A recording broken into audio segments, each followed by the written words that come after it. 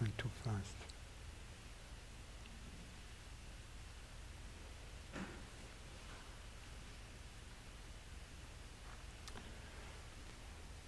So, yes, for our friends online, we had experienced some technical issues and we are just beginning the satsang. I've just answered one question that you have missed, but that's it. And we began only 5 minutes ago. Yes?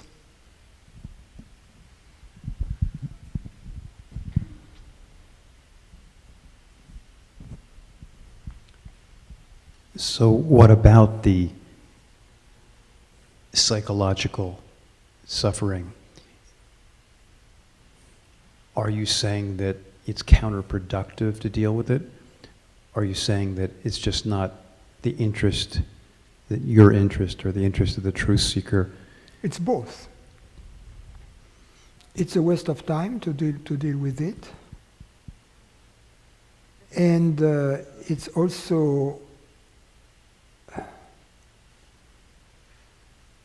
not the interest for the truth. Why a waste of time? Because on the psychological level, there is no solution. The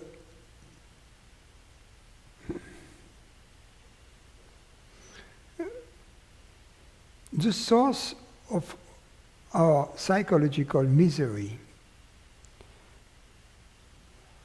is the belief to be a separate entity. The psychology is always a psychology of a separate personal entity. As long as we remain within this framework, we are keeping the source of the problem. So all we are doing is moving the problem around in the same room. We are putting lipstick on a pig.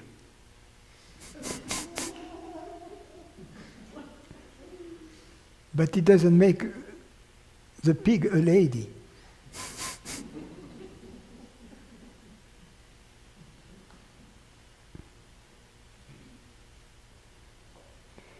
You see, as long as the solution, for the reason why we are miserable is this root fear of absolute disappearance. As long as we believe to be a separate mortal entity, we are cooked. There is no hope for happiness there. We can try to forget that,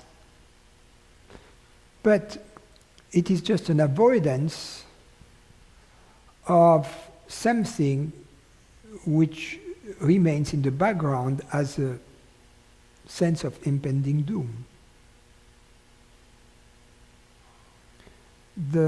And so that's the big party pooper. We cannot happy without having find a solution to that. That's why in the world of psychotherapy, it would be unethical for a psychotherapist to say the goal of psychotherapy is to make you happy, because that would be wrong. You can say the goal of the psychotherapy is to make you better adapt to society by removing this thing. But it is not something that is going to... Let me take an example. For example, let's take the example of fear. Let's say someone is afraid of flying, right? Flying planes. And then he or she decides, in order to get rid of that, to learn how to fly planes. After a while, after, I don't know, 200, 500, 1,000 hours, they will feel comfortable because it will be like driving their car, after all. So the fear of flying planes will have vanished, but the fear that was the original cause, the fear of dying, of absolute disappearance, will still be there. So perhaps they won't be afraid of flying their plane, but they will be afraid of illnesses or having a car accident or whatever. So the real problem has been just displaced, but not eliminated. So it is true of any fear, it is equally true of any desire.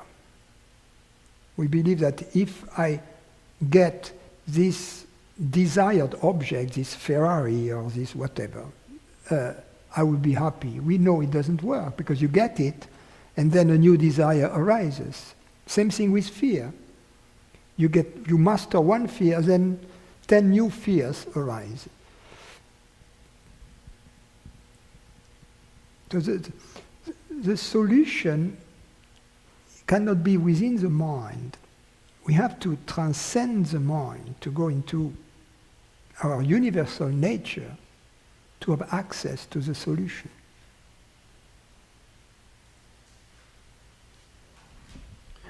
Can't there be inquiry at the moment of strong emotion?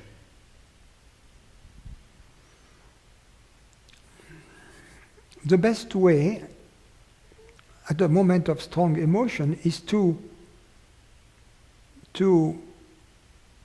have heard that the source of any strong emotion is believed to be a separate entity. And then to try to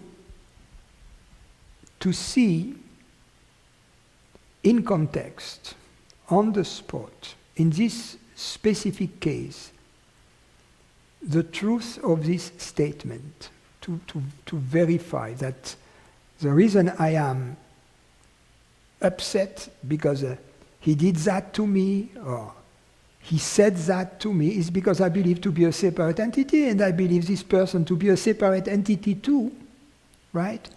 Because if I was not subjected to this belief, the way I would take it is, well, that's something that I did to myself, right? Because after all, I am universal consciousness. That's something the universe is doing to itself. Let's wait. So it wouldn't touch me, really, you see. And so then the question that arises in this case is, how do I go further into this? Then I can trigger, as a result of this, the investigation. Is it true that I am a separate entity? Then I go back to the self-enquiry. So if I can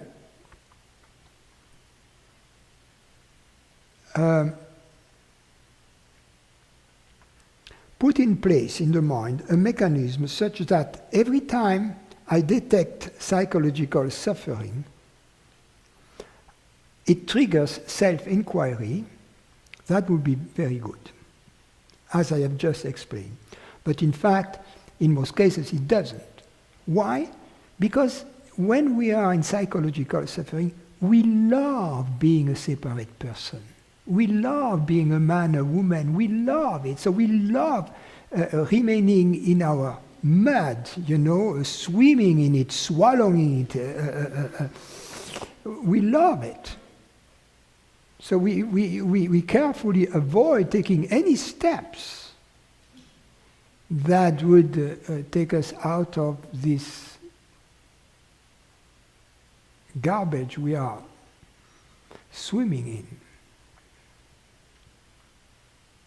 We love being a person. We love the psychology. We love it. We